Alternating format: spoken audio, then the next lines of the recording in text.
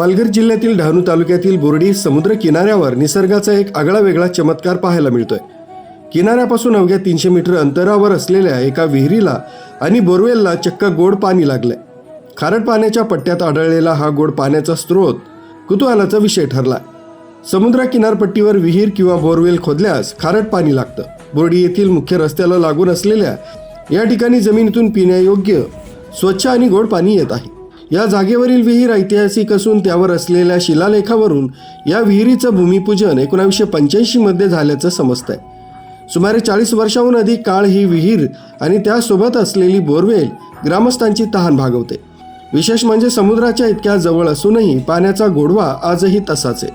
परिसरातील अनेक नागरिक पिण्याच्या पाण्यासाठी याच बोरवेलवर अवलंबून आहेत। 12ही महिने या पाण्याचा फोर्स चांगला असतो।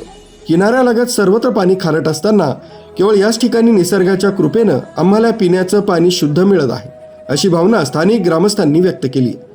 विज्ञानाच्या दृष्टीनं याला भूगर्भातील गोड्या पाण्याचा प्रवाह मानलं जात आहे, तरी स्थानिक लोकांसाठी मात्र हे निसर्गाचं मोठं वरदानच ठरलंय।